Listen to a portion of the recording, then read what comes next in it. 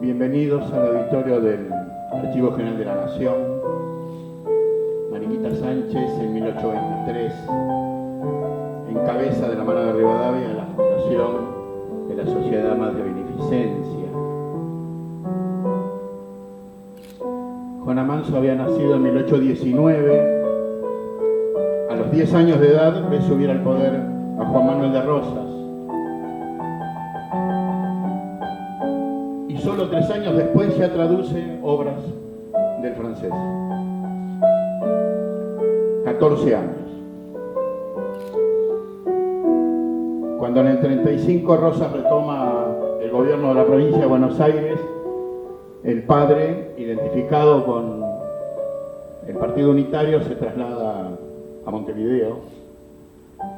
Los jóvenes románticos intentan construir una opción, pero todos ellos finalmente terminan en el exilio.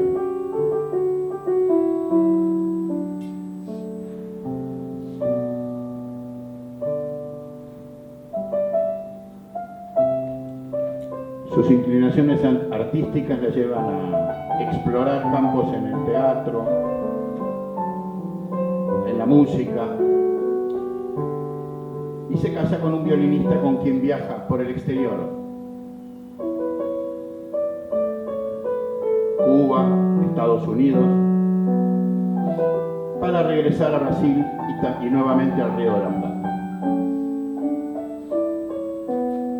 Compone zarzuelas,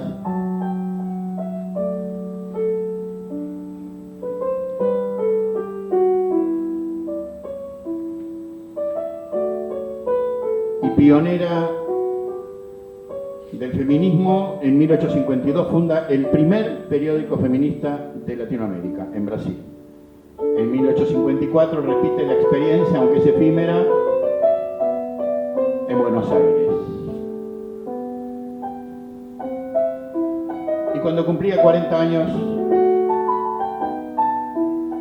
conoce personalmente a Domingo Faustino Sarmiento.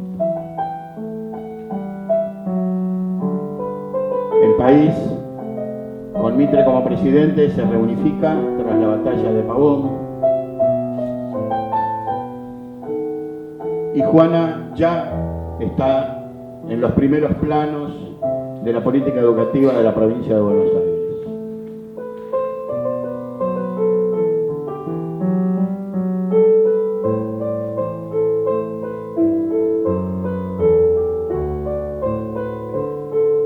Sus cruces y enfrentamientos con la Iglesia Católica la llevan a abandonar la Iglesia Católica y sumarse al protestantismo. La presencia de Sarmiento en Estados Unidos como embajador permite una triangulación de Juana Manso desde Buenos Aires con Mary Mann. Y cuando Sarmiento regresa al país ya elegido presidente, ella es nombrada vocal de la Junta de Escuelas y luego lo que luego fue el famoso Consejo Escolar la tiene ella como la primera mujer que ocupa un sitial en la dirección.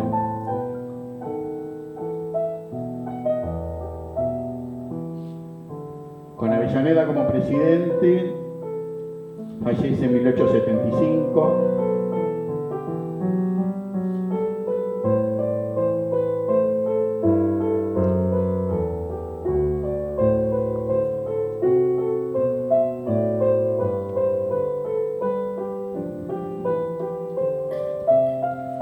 Nunca debemos representarnos la humanidad inmóvil, sino en la agitación perpetua del progreso que avanza contra todas las resistencias que se le opongan. Realzar al país, porque una nación no son ni sus riquezas en germen, ni sus adelantos materiales, debidos a empresas extranjeras, ni sus monumentos, sino sus hombres, su sociedad, la cantidad de cerebro cultivado que posee.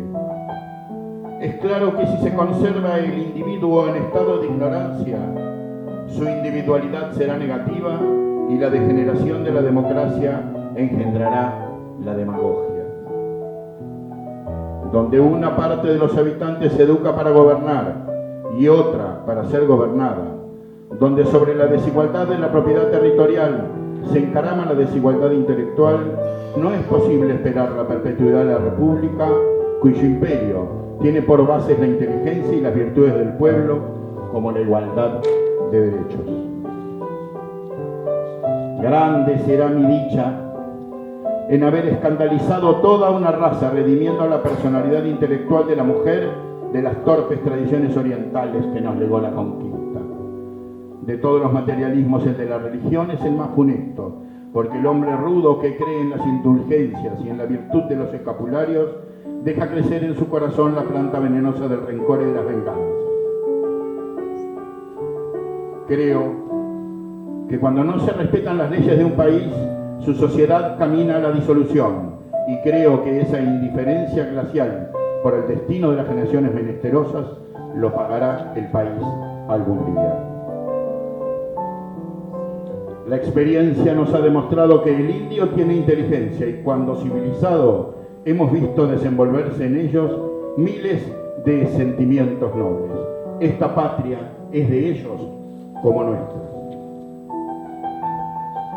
Conozco que en la época en que vivo soy en mi país una planta exótica que no se puede aclimatar. Las escuelas deben ser todas de ambos sexos, no importa la edad. Lo que necesitamos son maestros y maestras competentes. Yo tendí a cultivar en el niño la espontaneidad individual, la conciencia del deber, la obediencia al principio de autoridad, la atención, la observación, la comparación, la reflexión. A pesar de no tener libertad y ser responsable de la enseñanza, me ingeniaba en cultivar los sentimientos y desarrollar las facultades. El gran fin de la política, el ideal de la administración es la educación universal como base de la soberanía universal. Con madres estúpidas e ignorantes es un sueño pretender formar una familia. La sociedad es el hombre. Él solo ha escrito las leyes de los pueblos, sus códigos. Por consiguiente, ha reservado toda la supremacía para sí. El círculo que traza en derredor de la mujer es estrecho, intraspasable. No es bastante educar la inteligencia, o mejor dicho, ilustrarla. Es necesario educar el alma. La mejor condición del maestro no solo es la conciencia de su profesión, sino la mejora material de su posición social por un sueldo decente y por la consideración social que le rodee. Llegará un día en que el Código de los Pueblos garantizará a la mujer los derechos de su libertad y de su inteligencia. La humanidad no puede ser retrógrada. Juana Manso, gloria de la educación. Sin ella, nosotros seríamos sumisas, analfabetas, postergadas, desairadas. Ella es el ejemplo, la virtud y el honor que ensalza la valentía de la mujer. Ella es, sin duda, una mujer. Palabras de Juana Manuela Gorriti.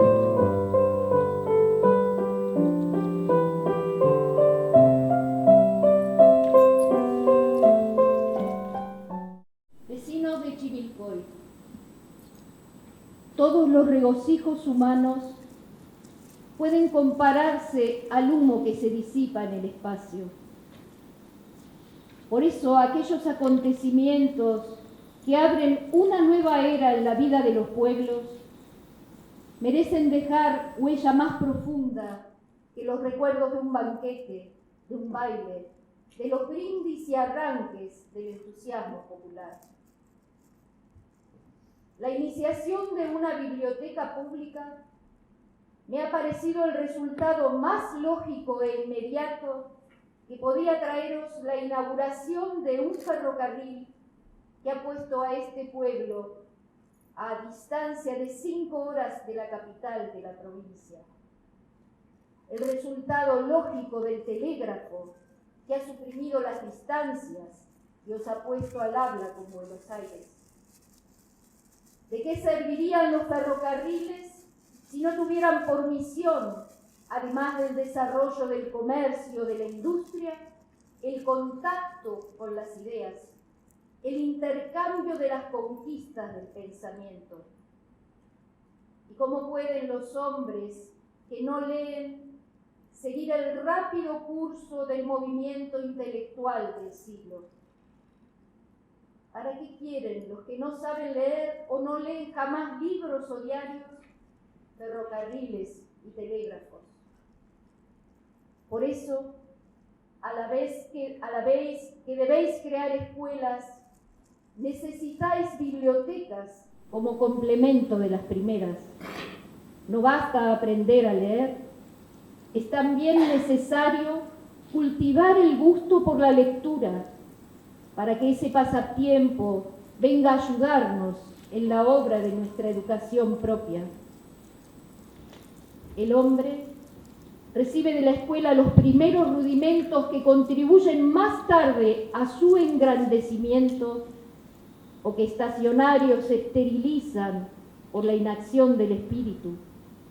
Y son como la simiente de que nos habla Jesús en una de sus parábolas. Hay niños que sin oportunidad de cultivar lo que aprendieron en la escuela, lo olvidan antes de llegar a ser hombres. Esa es la semilla que cayó en la roca. Otros conservan lo que aprendieron apenas para su uso particular. Esa es la semilla que cayó en tierra pegada a la roca. Otros, en fin, como Franklin, pobre niño, hijo de un velero, aprendiz, tipógrafo, filántropo toda su vida, millonario al morir, bienhechor eterno de la humanidad por el descubrimiento del pararrayos, por el telégrafo eléctrico que preparó y Morse perfeccionó, por la iniciación de las bibliotecas públicas, como Lincoln, leñador de las florestas del oeste, correo de un pueblo, almacenero, abogado, capitán de milicias, redentor, en fin, de la esclavitud de una raza que su triste color condenaba a la degradación, la preocupación y la injusticia. Como Sarmiento, el Horacio Mann de la República Argentina, hijo de una familia honesta y pobre mozo, de tienda primero, maestro de escuela después, ministro, gobernador de provincia y honor de nuestra patria. Tales hombres representan la tierra fértil que da 100 por 1. Todos ellos han tenido por punto de partida el rancho y la cartilla de la escuela. El resto ha sido la obra del libro, de la meditación y de la perseverancia. El hombre que no contrae temprano el hábito de leer se disipa en la necesidad de alimentar aquella actividad incesante del espíritu humano. Busca pasatiempos frívolos, estériles, cuando no peligrosos a su moral, a su salud. Las facultades mentales se extravían y la vida es una oscilación o una vegetación, según las organizaciones, pero se desvía de su destino y deja de ser un progreso. Voy a explicar mi pensamiento. ¿Qué hemos venido a hacer al mundo? ¿Qué objeto tiene la vida que por tan limitado espacio de tiempo nos concede el Altísimo? ¿Hemos reflexionado alguna vez sobre esto? El primer hombre que encaró la vida desde este punto de vista fue Horacio Mann, otro humilde niño, hijo de un labrador y labrador él mismo, educado en los campos por el libro leído en los momentos de solaz. Si ese hombre, Horacio Mann, fue el primero que una vez se fijó en esta gran cuestión, el carácter progresivo de la raza humana. Este carácter progresivo es ingénito e inherente a la humanidad. Es el don de la divinidad y el impulso dado a la vida intelectual que trae por la aglomeración de hombres educados, el progreso colectivo de la raza en particular y de la especie en general. Un niño que nace en la ignorancia y en ella crece, cuando llega a ser hombre, ¿cómo habrá contribuido al progreso de esa especie ni de su raza? Planta agreste, su fruto será amargo. La vida impone deberes y tiene un fin. Dios la concede como un beneficio, no como una tortura, como un bien inapreciable, no como un castigo, no para sufrir y curvarse, sino para trabajar y avanzar por el camino de la perfección desconocida que se llama inmortalidad. El libro, pues, considerado como el locomotor de los conocimientos útiles, de los sentimientos castos, de los fallos severos de la historia, es un gran poder moralizador en la vida moderna, en que los pueblos se agitan, movidos por las corrientes eléctricas de la libertad del pensamiento, de la conciencia y del trabajo. Considerando el libro desde otro aspecto, cuando las miserias de nuestras pasiones traen al corazón el desencanto de los amores que creíamos eternos, de las amistades que supusimos invariables, cuando la muerte en su cosecha incesante nos roba los caros objetos de nuestras afecciones, qué amigo más fiel, qué consolador más asiduo que el libro, con quien nos hallamos frente a frente en la hora del consuelo o la decepción.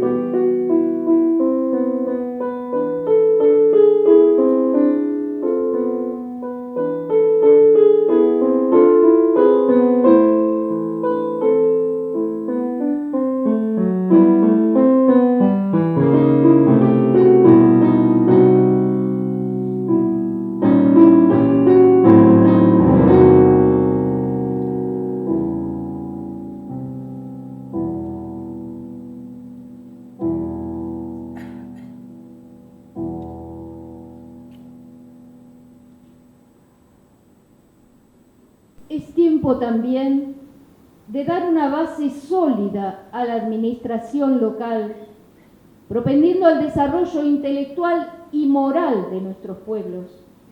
No nos hagamos ilusiones por más tiempo. La libertad no tiene otra base que la educación universal. La república, sin inteligencia cultivada y sin virtudes públicas, es imposible. Todos los días, a cada momento, se nos vienen a los labios los Estados Unidos. Chivilcoy es conocido por el vulgar apodo del pueblo yanqui. Mostremos entonces que merecemos el honor de representar el carácter iniciador y perseverante de los yanquis, y más que todo, su respeto y gratitud para con los bienhechores. Voy a narrar un episodio de nuestra historia, comparado con la historia de los yanquis, en corroboración de mi pensamiento. En 1820, dos oradores famosos, dos estadistas, trabajaban por cimentar la República en América y con las chispas de sus genios iluminaban con antecedencia el camino que debían recorrer ambas Américas en la vía del progreso, de las instituciones y de la civilización humana. Esos dos colosos del Nuevo Mundo estaban colocados, uno en las riberas del Océano Atlántico y se llamaba Webster, el otro en las márgenes del Río de la Plata y se llamó Bernardino Rivadavia. Webster decía a sus contemporáneos: las bases de la República son tres: educación universal, prácticas religiosas y distribución equitativa de la propiedad territorial. Aquí Rivadavia creaba escuelas para las mujeres y dijo: la escuela es el secreto de la prosperidad de los pueblos jóvenes. ¿Por qué fenómeno desconocido no estamos nosotros a la altura de aquel pueblo si la misericordia divina nos deparó un guía tan sabio como el que tuvo Norteamérica? ¿Por qué, habiendo tenido un general Belgrano, corazón honrado y virtuoso al par de Washington, por qué, habiendo tenido un Rivadavia, nos encontramos hoy rezagados a la retaguardia de los Estados Unidos en vez de encontrarnos a la par? ¿Por qué sí? ¿Por qué? Voy a decirlo. Los americanos creyeron en la palabra de Webster y amaron a Washington, y aún hoy día se venera su memoria y se cumplen sus preceptos. Nosotros no reparamos en estas humildes palabras de Belgrano. La virtud se recompensa a sí misma. Lo crucificamos, nos sublevamos contra las doctrinas de Rivadavia, le volvimos la espalda, lo arrojamos de la patria. ¿Y cuáles han sido los resultados de conducta tan opuesta? Allá el progreso, la libertad afianzada, la república en el apogeo de su esplendor. Aquí, la guerra civil, la tiranía de 30 años azotándonos, y hoy la rápida degradación de nuestra raza a punto de correr el riesgo de desaparecer el gobierno republicano, porque los resortes del sistema representativo no juegan, no hay electores, y los tribunos están para convertirse en asalariados, en mercanchifles, porque los deberes de la ciudadanía son pesados y los derechos se desprecian por inútiles. Paremos al borde del abismo. Hay una tabla, esa ancla, esa rama providencial es la educación universal, no la escuela gratuita, no la escuela comunal, la escuela común, la educación de todos, costeada por todos, la caridad cristiana en acción, la enseñanza mutua por la palabra hablada y por la palabra escrita, el cumplimiento del precepto religioso y de la libertad civil. Amaos mutuamente, enseñaos mutuamente toda noción benéfica y pura.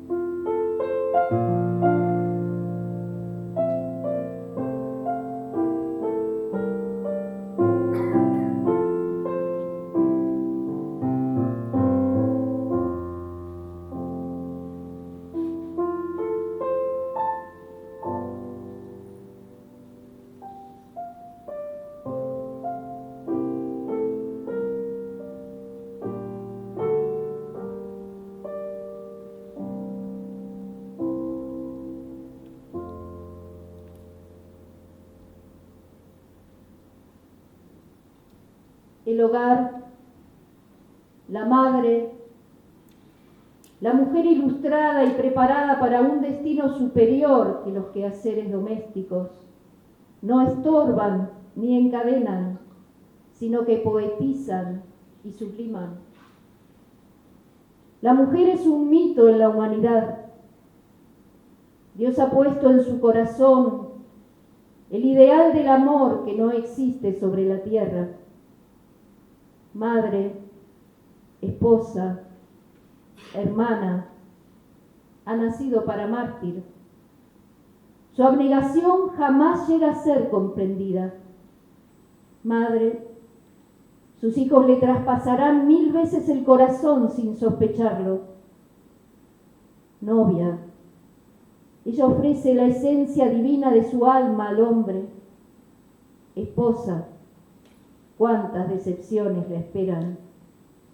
¿Qué hombre la elevará tanto en su respeto y será sincero y sin límites en su amor? La mujer, pues, no tiene un amigo más leal que el libro. Él será el compañero y el consolador de sus males. Él calmará su pesar de un modo más radical que los banales consuelos que no llegan hasta su corazón dolorido.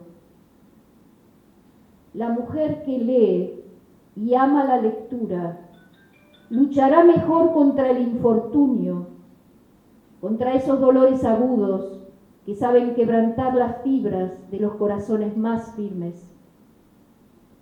Señoras de Chivilcoy, a vosotras confío el empuje de nuestra biblioteca pública, que va a formarse con el primer plantel, un libro de Sarmiento, y los silenciosos amigos de mis horas de angustia, los compañeros de mis soledades. Voy a desprenderme de ellos para hacer acto de abnegación de todos los bienes de la tierra.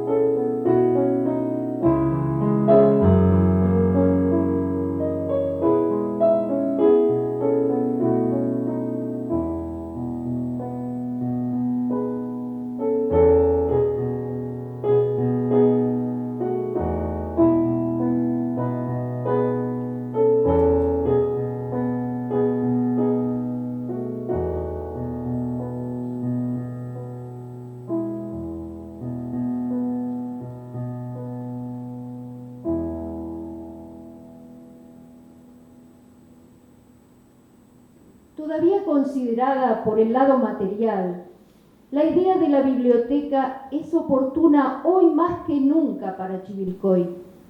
Si planteamos aquí el sistema de escuelas comunes, de modo que todos los niños reciban el beneficio de la educación y puedan darle aplicación útil e inmediata por el libro, Chivilcoy alcanzará en breves años el destino que le señala su posición en nuestra campaña y la riqueza de sus campos. Es preciso no contentarse con enviar sus trigos al mercado ni sus lanas a Europa. Chivilcoy ganará más estableciendo molinos para sus granos y centros fabriles de tejido para su lana. Entonces, ensanchando su comercio por la industria, en vez de ser simple abastecedor de materia prima, Chivilcoy será industrial también. Pero ese cambio de su modo de ser actual solo tendrá lugar por intermedio de la escuela común y de las bibliotecas públicas. Lo repito, sin previa educación no hay más que barbarie, progreso negativo.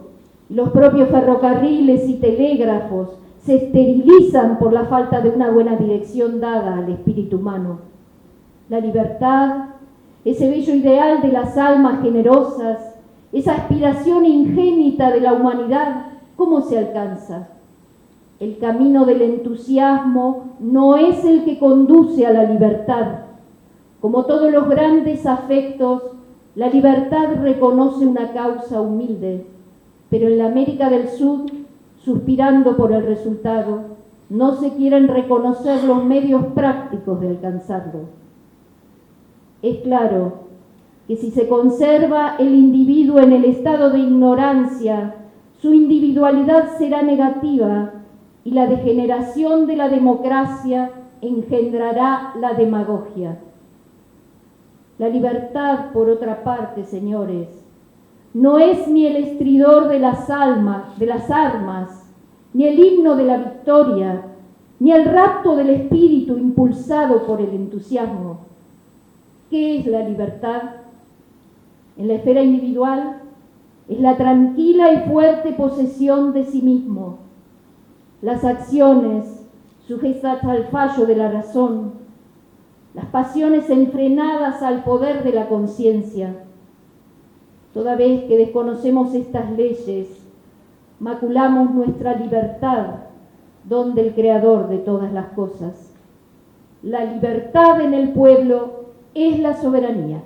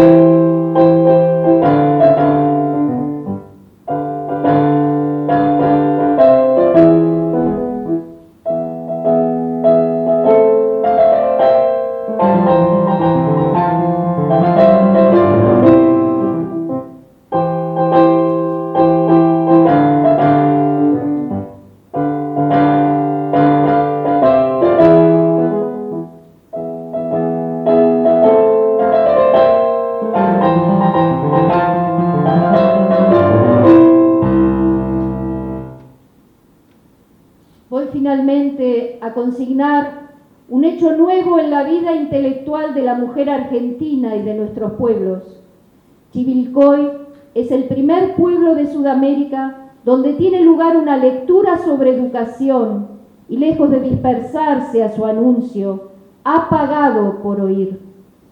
Es esta también la vez primera que las mujeres rinden culto público al saber, prestando el contingente de su inteligencia a la realización de un pensamiento civilizador.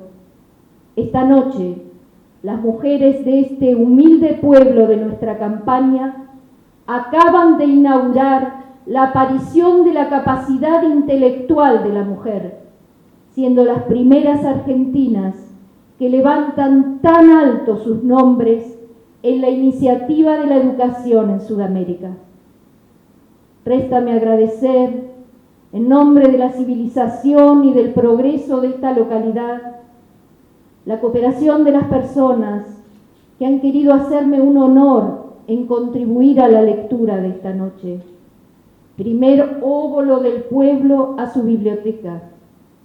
Asimismo, agradezco al joven que ha armonizado los intermedios con las suaves armonías del piano. Réstame deciros que me separo de vosotros con el corazón penetrado de un sentimiento indeleble de profunda gratitud por las demostraciones de simpatía de que he sido objeto. Pido para este pueblo la bendición de Dios a las mieses de sus campos, la unión de sus vecinos y el acierto de su gobierno local.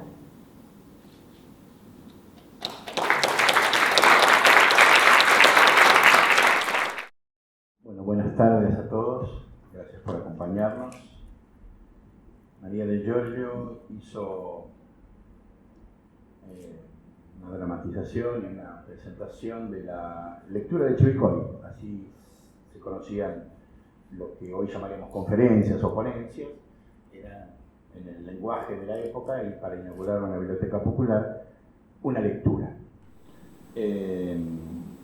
El bellísimo acompañamiento de piano estuvo a cargo del pianista y profesor Arturo Stanislao, a quien también le agradecemos, y yo, haciendo un poco de dueño de casa, porque soy asesor del Archivo General de la Nación, quiero empezar por agradecer al director del archivo la cesión de este espacio para una conmemoración que realmente creemos necesaria en una recuperación histórica de un personaje que realmente no está valorado a la altura en que lo creemos correcto. A continuación va a hacer uso de la palabra la doctora María Vincenz. Ella es doctora en Letras, profesora de la Universidad de Buenos Aires de Literatura Argentina, y nos va a hablar de deseo y autoría en Juana Manso, el cuerpo de la escritura. María, muchas gracias por estar con nosotros. Es una alegría estar acá conmemorando a Juana Manso. Empiezo a leer directamente. Pensar en la imagen de Juana Manso es pensar en una fotografía. Está acá arriba, ¿no? Me refiero al retrato de esa mujer de cara severa que mira al más allá con ojos tristes y cruzados de ojeras, enmarcada por un atuendo igual de severo que contrasta el delantal oscuro y el cuello de camisa blanco, corto y cerrado por un lazo discreto, y una melena corta tirada hacia atrás y doblegada por una horquilla. En esa imagen, cristalizada para la posteridad, Juana Manso es el símbolo del deber. Ella es la impronta oficial de Manso, la pose para el Estado, la de la educadora, la colaboradora de Sarmiento, la polemista aguerrida. Como ha señalado Liliana Zuccotti en relación con esta fotografía, dedicada nada menos que a Bartolomé Mitre, la pose, y cito a Zuccotti, congela el personaje y en cierto modo deviene en el documento de la mirada de sus contemporáneos. Nos obliga a observar a través de ese pacto perverso que entablaron ellos y Juana Manso una mujer monstruosa, entre comillas, porque al posar como un hombre, al sostener, pese a la melancolía, la mirada ensayada por los personajes públicos, se despoja de sus rasgos femeninos, entre comillas, y fin de la cita. Es decir, en ese retrato de la pionera se teje también otro subtexto que acompaña el rol de la obrera del pensamiento, la imagen de la matrona, madura, asexuada. Este retrato es central porque en efecto es el que se ha impuesto hasta el día de hoy en la manera en que imaginamos a Juana Manso, ya no solo cuando pensamos en su aspecto, sino en el personaje en general. La figura de la matrona republicana, severa y austera, se imprime en todo lo escrito sobre ella, sea para criticarla o defenderla. Ella es la impronta que retomará Luis Telmo Pintos en el homenaje a la autora a raíz de su muerte en Londrina del Plata en 1875, cuando la recuerde como, y cito a Pintos, un austero apóstol de la enseñanza que lloró amargamente por las calumnias e injurias dichas en su contra, soportando el lento martirio. Es difícil imaginar a Juana Manso en lento martirio, ¿no? Y también es la que evocará Manuel Gálvez cuando recuerde cómo la madre y los hermanos de Delfina Bunge la molestaban tras publicar sus primeros poemas, llamándola precisamente Juana Manso. Y cito a Gálvez: lo que parecía el colmo del ridículo, señala Gálvez, ya que Manso, y dice Gálvez, era una maestra gorda, fea y muy tipa, y sus novelas, que nadie leía, tenían fama de cursis y abominables. Fin de la cita de Gálvez. Ambas posturas se relacionan con la pose estatal de Manso y el modo en que la figura de la escritora se ha cristalizado en este sentido. Aún hoy, ya definitivamente en el terreno de la reivindicación, la figura de Manso emerge asociada a la de la mujer de avanzada y en este marco a su talento para la polémica y para impulsar iniciativas en el campo de la prosa y de la acción, como los periódicos que fundó, de Señoritas entre otros, o iniciativas como el Ateneo de Señoritas en Montevideo y las conferencias ofrecidas en defensa de la educación pública. Sin embargo, tanto en el respaldo a su figura como en los ataques recibidos, hay algo de esa pose estatal que persiste. Su impronta aguerrida parece expulsarla del territorio del deseo, como si el cuerpo de la escritora solo pudiera operar en el plano del deber, la madurez, la virtud, la severidad. Muy por el contrario, entrar al mundo autoral de Manso implica adentrarse en un corpus donde sus ensayos y posicionamientos más doctrinarios se intercalan con la mirada apasionada de esta mujer de letras, que no solo fue una tenaz defensora de la educación y la emancipación femeninas, sino también una joven aventurera y enamorada, llena de ambiciones literarias y con un intenso deseo de mundo. Esa es la mirada en la que me interesa detenerme hoy. La Manso que expone su intimidad en el relato a la hija, donde se entrecruzan la mirada crítica, mordaz por momentos, con la pasión de un cuerpo deseante. Porque esta combinatoria se observa con particular intensidad en las memorias de sus viajes junto a su marido, Francisco Sá de Noroña, por Estados Unidos y Cuba, que se dirigen a su hija Eulalia, y de las que Manso publicó solo algunos fragmentos en diversos periódicos y por separado a lo largo de los años. A contrapelo de cierta tradición que presupone la amenidad de los relatos de viajeras decimonónicas, la mirada negativa de Manso sobre la sociedad estadounidense y el detalle de las desventuras en ciudades inhóspitas y cuartos de hotel miserables, aquejada por la falta de dinero, convierten a la pareja en personajes de una novela que, pese a todas las inclemencias, sabemos no termina bien. Esta mirada solo puede asimilarse en sus tonos y emociones antinormativas a Flora Tristán, otra pionera del feminismo del siglo XIX, y sus peregrinaciones de una paria de 1838. Texto en el que, como ha analizado Ana Pelufo, esta pionera del feminismo se indigna con sus familiares peruanos y la sociedad en general por sus costumbres patriarcales que la afectan a ella en la práctica, y en la rememoración de esa experiencia estetiza, y cito a Pelufo, emociones antifemeninas que le sirven para construir alianzas de género con mujeres peruanas igualmente indignadas, irritadas o furiosas, sino que una vez de vuelta en Europa se convierte en motor afectivo de su activismo político. Fin de la cita.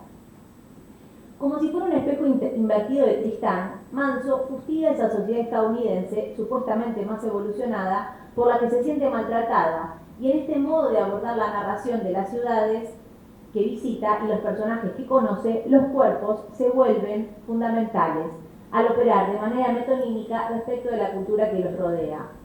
En este punto, y ante un entorno que Manso experimenta como hostil, sus personajes se vuelven grotescos, y esta dimensión se observa en el modo en que se inscriben los cuerpos en el relato. Así, no duda en retratar con mordacidad a Madame Fiot y su marido, un matrimonio cuya protección buscan en un primer momento, al describirla a ella como una vieja fea y ordinaria, estas son citas del diario de Manso, y a él como un joven vil que vendió su juventud y su libertad a precio de oro. Ella dice que es un matrimonio por conveniencia, cuya cara, la del joven, revela la mansa estupidez del asno. O describir a otros de sus allegados, un médico estadounidense, como soso, insípido y estúpido como buen yanqui. Asimismo, describirá a Madame Mondón, otra de sus anfitrionas, como, y cito a Manso, una mujer que pasaba de los 40. Su cara era exactamente la de uno de esos dobos gruñidores, desleales y mordedores. Y su mirada impiadosa se extenderá incluso hasta la Cámara de los Representantes estadounidenses, cuyos integrantes describe del siguiente modo. Tendidos sobre los bancos con las patas sobre la mesa, los americanos no tienen pies, en mangas de camisa, cada uno con un gran pote de barro al lado para escupir las mascadas del tabaco que constantemente tienen en la boca, sin corbata, gritando todos a un tiempo, dándose trompadas, vociferando. Fin de la cita. El malestar es tal que se extiende incluso a la hora de referirse a su propia hija, recién nacida, cuya llegada, lejos de ser idealizada en términos femeninos o silenciada, como era muy común en las convenciones de la época, es descrita en medio de la pobreza y el invierno helado del norte. En este punto, Manso comenta, le dice a Eulalia, a quien está dirigida el diario: eras muy chiquita, muy flaquita y muy fea. Ahora que te vas pareciendo a tu papá y tienes 14 meses menos 7 días, eres bonita. Fin de la cita. La puesta del cuerpo en primer plano será también la manera en que encontrará para condensar la desilusión y el cansancio nacidos de esa aventura, ya que al partir de Estados Unidos hacia Cuba, señala: Filadelfia vio entrar 2 esperanzados jóvenes el 3 de abril de 1846. Filadelfia presenció impasible la salida de 2 cuerpos mustios y 2 espíritus alicaídos el 11 de octubre de 1847. Si este tono punzante de Manso, cruelmente franco por momentos, no llama demasiado la atención, es porque se convertiría en una verdadera marca autoral que ella misma reivindicaría más adelante como la prueba irrefutable de la veracidad de sus comentarios y afirmaciones.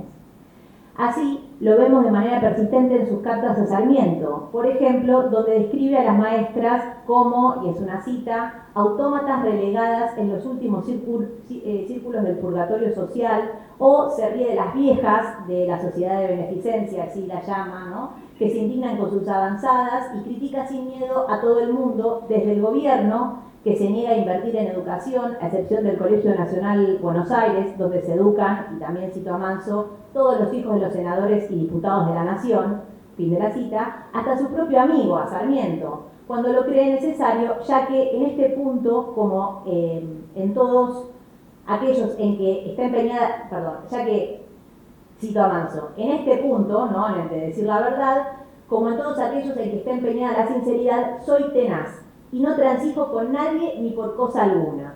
Fin de la cita de Manso. Este es el tono militante e irónico de confrontación que, como ha señalado Liliana Zuccotti, hace de Manso una provocación en sí misma, una figura cuya audacia verbal y capacidad polémica produce una irrupción escandalosa, aún para sus compañeros románticos, en quienes, pese a compartir un mismo ideario estético-político, de todos modos inspira sospecha. Sin embargo, en esos mismos recuerdos de viaje asoma otro matiz, también relacionado con el cuerpo, pero en una clave diferente. Ese matiz asoma al principio concentrado en la figura de Noroña, a quien describe el marido de Manso, ¿no?, a quien describe del siguiente modo, y cito a Manso: tenía su hermosa y negra barba crecida y las mujeres le rendían pública y manifiesta aprobación de la belleza varonil e interesante de Noroña. Y los hombres que en el holocausto de la industria nacional, razors, se afeitan las más de las veces que pueden al día sus pelos colorados y duros como cerda, se burlaban por su parte del rostro poético sombreado de la rizada barba del que parecía el rey y no el huésped de aquella mesa. Pobres americanos, la repulsión que les causa un hombre distinguido, bello y elegante. Fin de la cita de Manso. Manso y su marido han irrumpido en el salón de su hotel y ya de por sí son objeto de todas las miradas por la sencillez de sus trajes que contrastan con el lujo general, según la escritora. Pero lo que se destaca del fragmento, lo que a ella le interesa recalcar de esa escena, en realidad es la belleza de su pareja, y para ello se vale de la mirada de las otras, esas mujeres que lo admiran con pública y manifiesta aprobación. Ese deseo que Manso aloja en la mirada de las mujeres estadounidenses, y que sin duda se proyecta sobre ella misma, se condensa esta vez en una sinécdoque. La barba rizada y tupida de Noroña se convierte en el símbolo de su masculinidad latina, entre comillas, es decir, su sexualidad avasallante, al menos en la mirada de la joven esposa enamorada. De hecho, la belleza de su esposo y el orgullo de la propia Manso que deriva de ella, pasa a ser uno de los motivos que subyace en este relato de viaje tan cruzado por el sufrimiento y las contrariedades. Aquí y allá, la escritora deja caer la alusión a la belleza varonil de su marido, a la que opone siempre hombres feminizados, rasgo identificado, ya sea con la vulgaridad estadounidense o con la delicadeza excesiva de los cubanos, y que se acerca, por analogía, a ciertos héroes de la patria, como el retrato de Juana Manuela Gorriti de Martín de Güemes, incluido en Sueños y Realidades, e incluso a personajes bárbaros y fascinantes como el mismísimo Facundo Quiroga y la célebre irrupción de Tigre de los Llanos en el capítulo 5 de Facundo, la biografía escrita por Sarmiento. Esa barba crecida, negra, crespa, varonil, da a Noroña la impronta de los héroes románticos, para solo revelar, con el paso de los días de viaje, su carácter débil y arrogante. En esa dualidad en torno al marido se cifran tanto la mirada de la mujer apasionada como las razones del fracaso de su matrimonio. Pero además, esta referencia constante delinea una versión de Manso que se escapa a esa pose estatal que ha permeado a posteriori toda su obra y deja ver una mirada deseante que, si se frustra ante la realidad en el caso de la vida conyugal, se mantendrá viva, en cambio, a la hora de referirse a la literatura y sus aspiraciones autorales. Cuesta pensar a Manso por fuera de las inflexiones aguerridas de la voz, y sin embargo, ahí están, sobre todo durante la primera etapa de su trayectoria, la de Manso escritora. En este contexto, no dudará en afirmar, por ejemplo, y acá también otra cita del diario: el arte para mí es la inspiración fantástica, fogosa, tiránica, en toda la grandeza de su intimidad primitiva, indómita en su esencia, audaz en su objeto y libre como nos la diera Dios en la ejecución de su obra. Fin de la cita.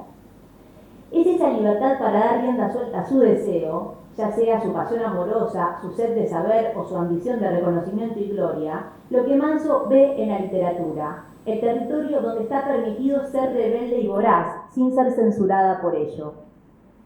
En esta línea relata Sarmiento sus primeras experiencias como una lectora autodidacta, marcada por la pulsión.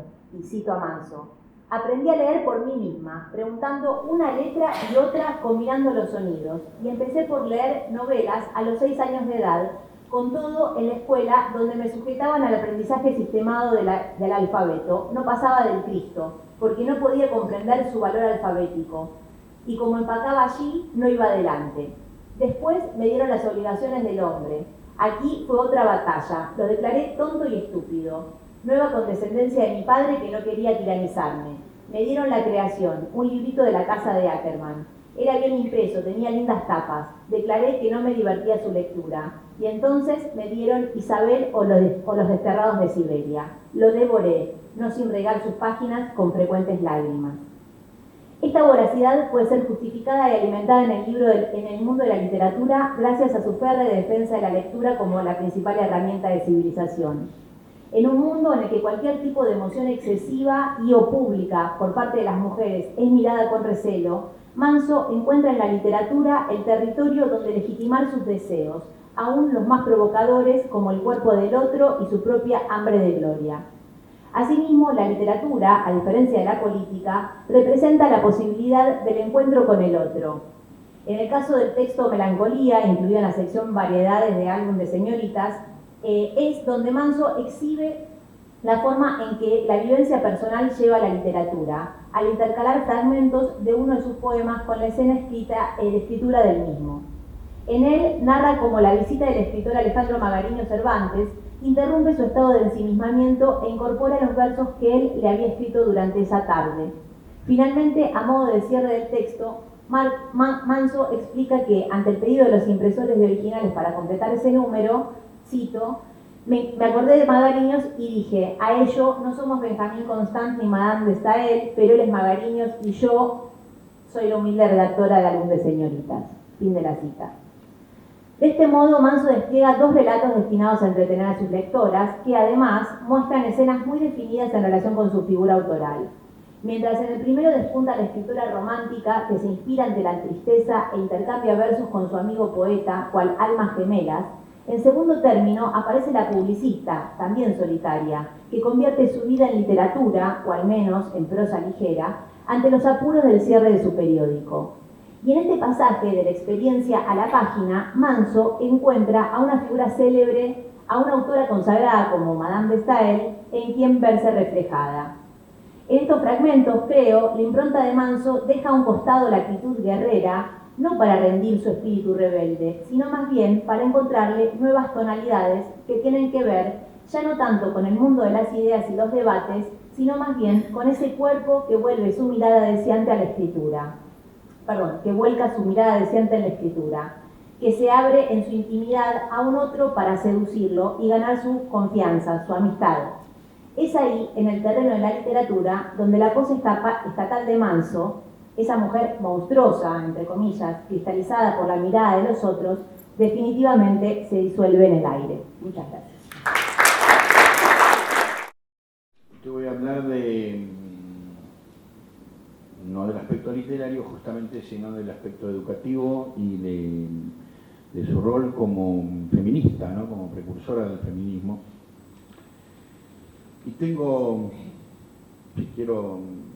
quisiera aburrirlos, algunas citas como para leerles, voy a tratar de no hacerlo, de contenerme, es una inclinación natural que tengo a fundamentar con citas, y esto en algún momento puede llegar a transformarse en poco coloquial, digamos, ¿no?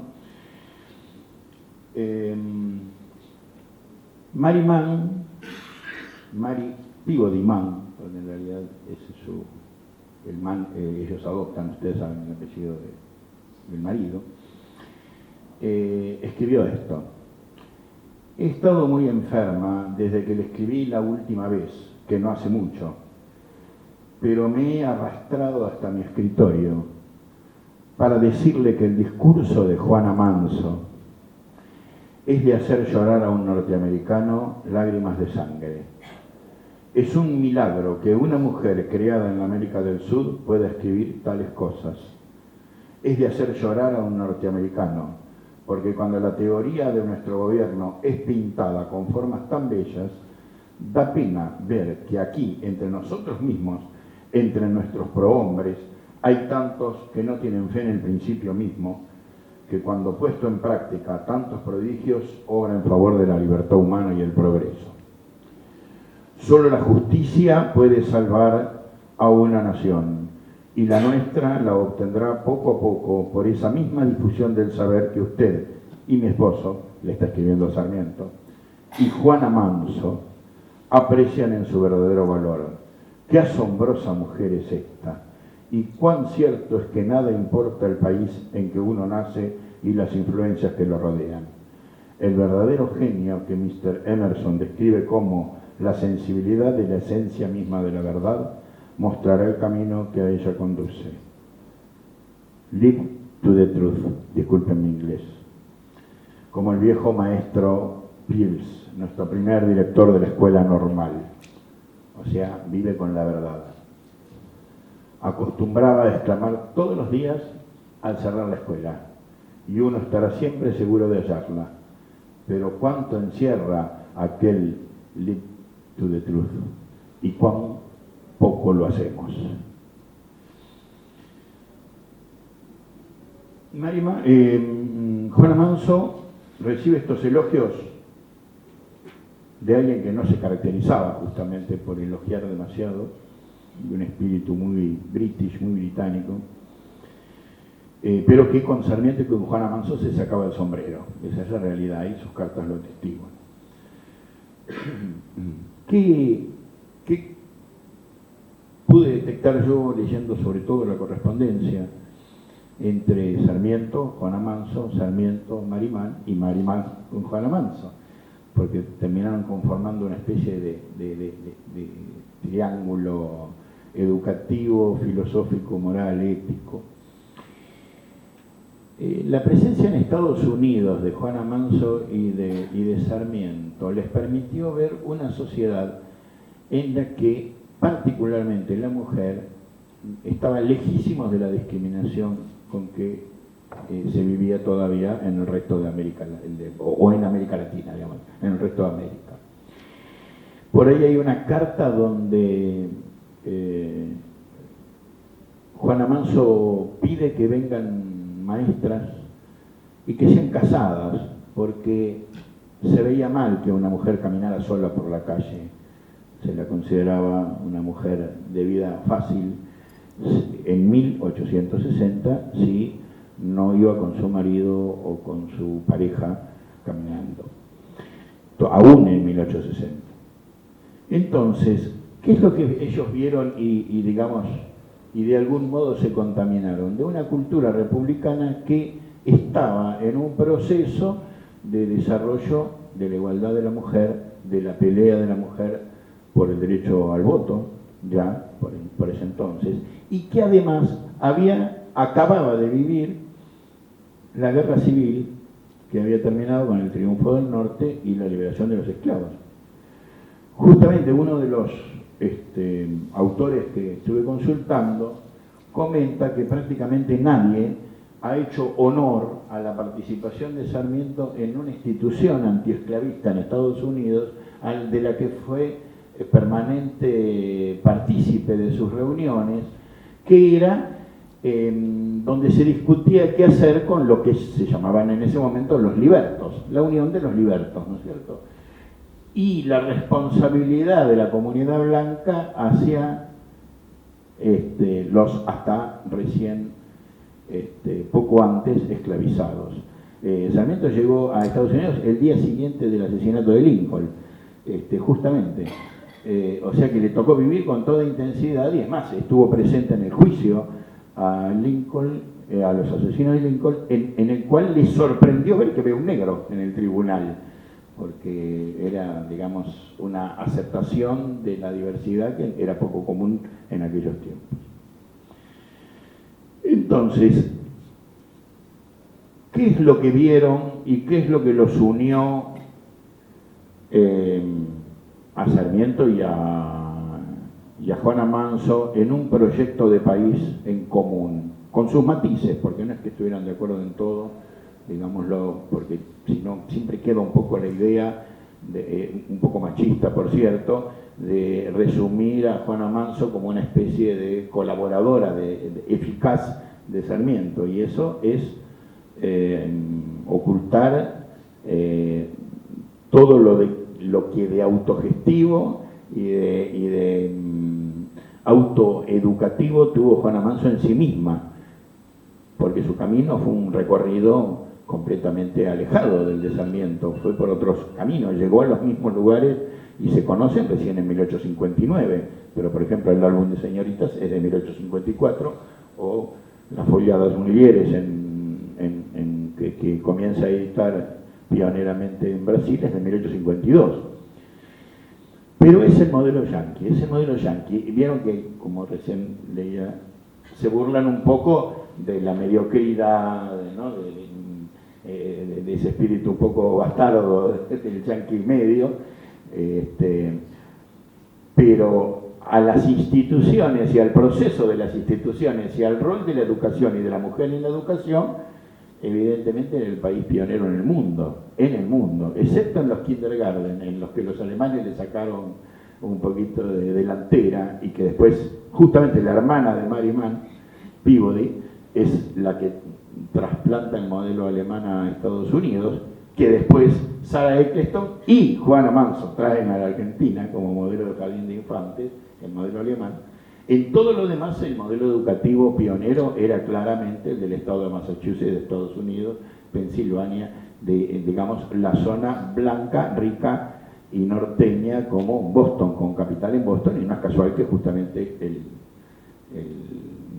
uno de los monumentos de Sarmiento que hay en Estados Unidos está en una avenida de Boston.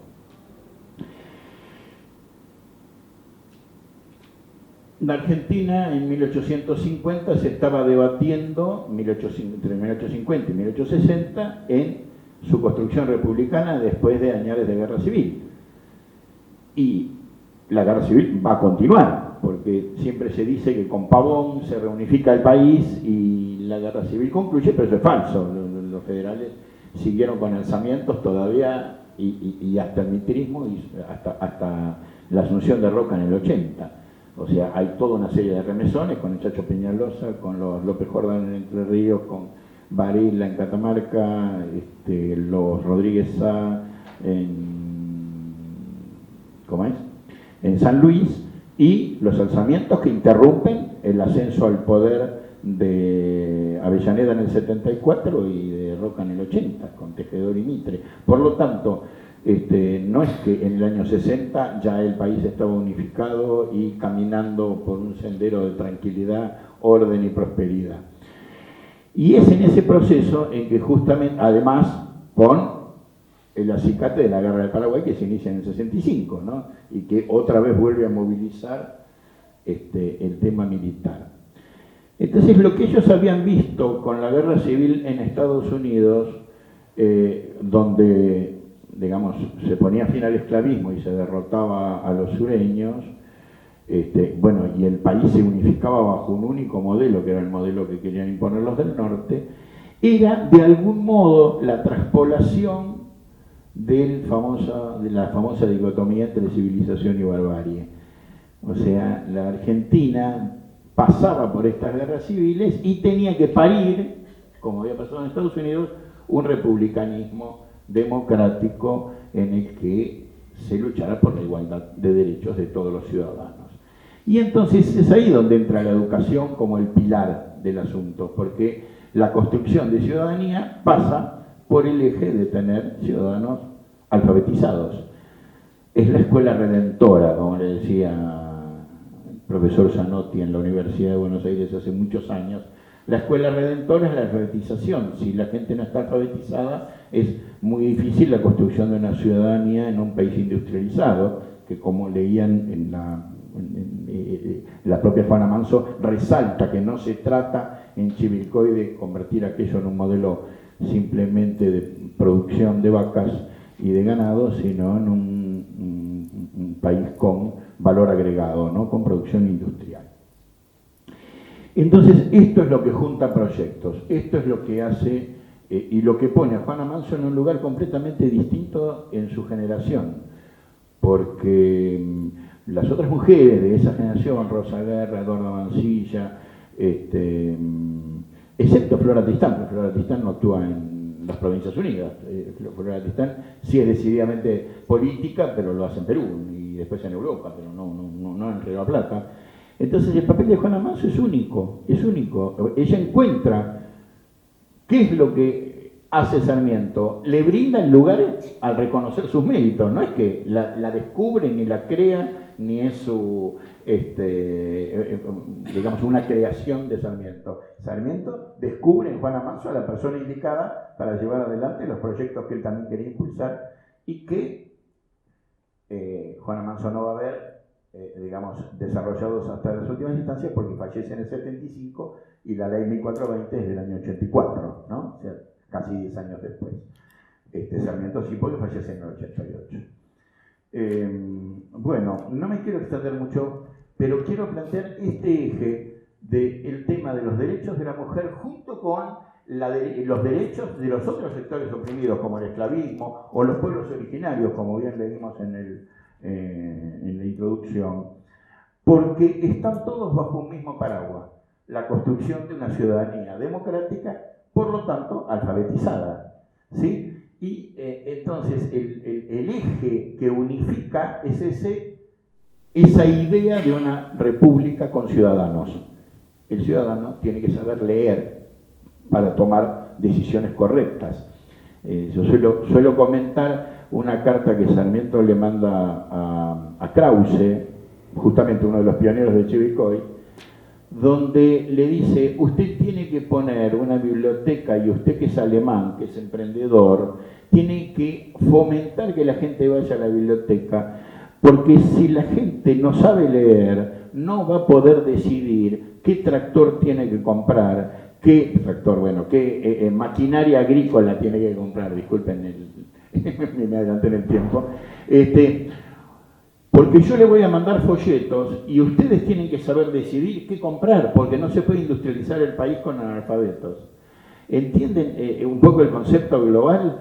No es alfabetizar por generar cultura en el aire, no es alfabetizar porque el deseo sea estar al nivel de Europa, que además no solo estuvimos a nivel, sino que muy pocos años después habíamos superado el nivel de alfabetización, lo que era la media europea, sino para construir ciudadanía capaz de tomar decisiones, de votar.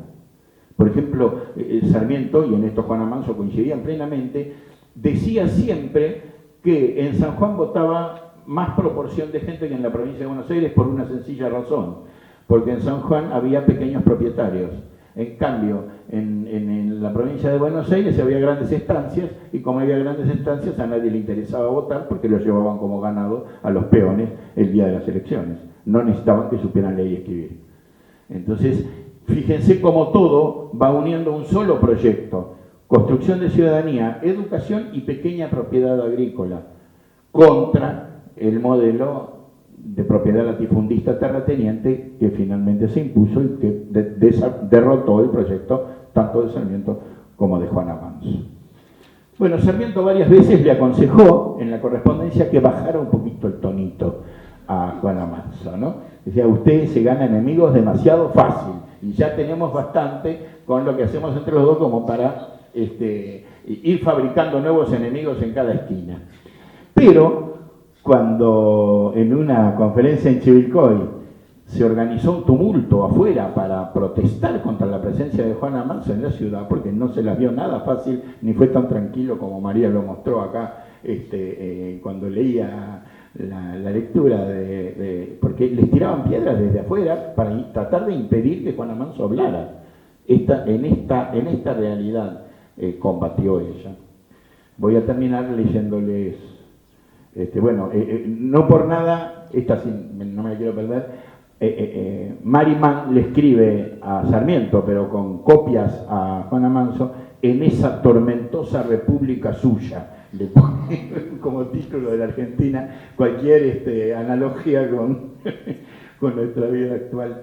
Esto lo escribió en agosto de 1869, era tormentosa nuestra república a la vista de los norteamericanos. Bueno, desde Lima, mientras Sarmiento viaja hacia Estados Unidos para asumir como embajador, le manda una carta que en una de sus frases le dice a Juana Manso: escriba, combata, resista, agite las olas de ese mar muerto cuya superficie tiende a endurecerse con la costra de impurezas que se escapan de su fondo, la colonia española, la tradición de Rosas, vacas, vacas, vacas.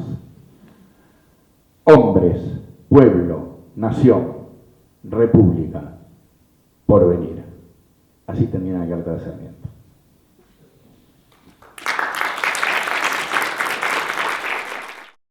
He de probar que la inteligencia de la mujer, lejos de ser un absurdo o un defecto, un crimen o un desatino, es su mejor adorno, es la verdadera fuente de su virtud y de la felicidad doméstica. Porque Dios no es contradictorio en sus obras, y cuando formó el alma humana no le dio sexo, la hizo igual en su esencia y la adornó de facultades idénticas. La sociedad es el hombre. Él ha escrito las leyes de los pueblos, sus códigos. Por consiguiente, ha reservado toda la supremacía para sí.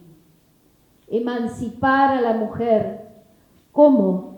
Ese trasto de salón o de cocina, esa máquina procreativa, ese cero dorado, ese frívolo juguete, esa muñeca de modas, ¿será un ser racional?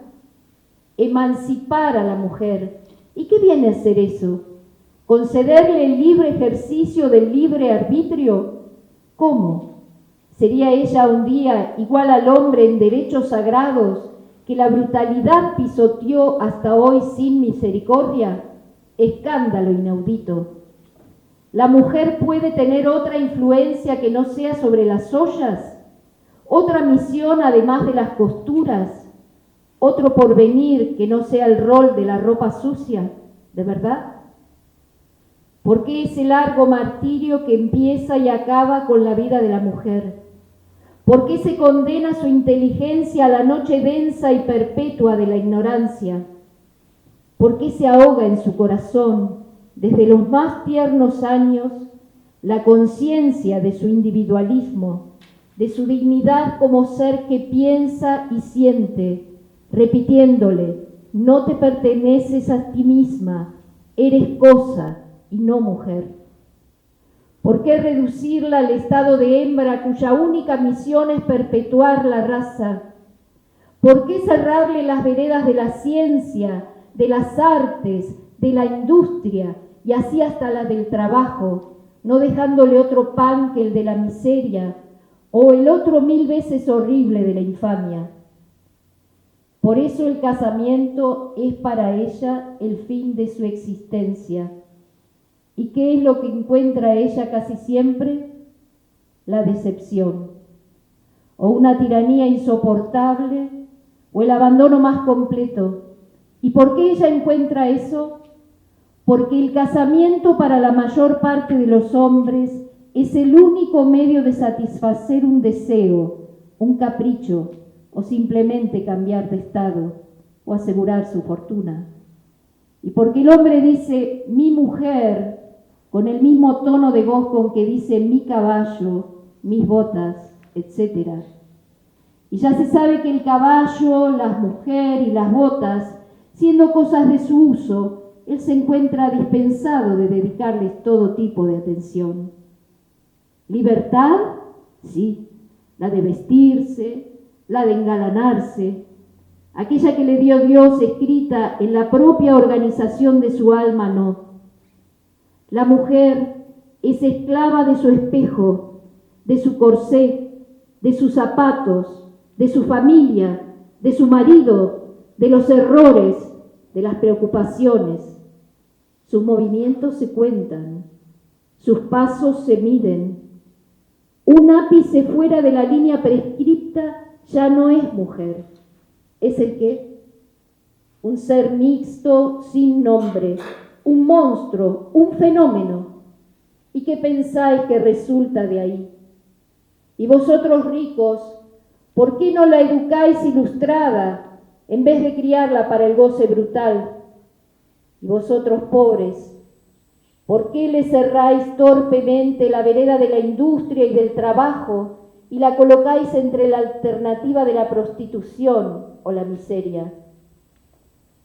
Con madres estúpidas e ignorantes, es un sueño pretender formar la familia.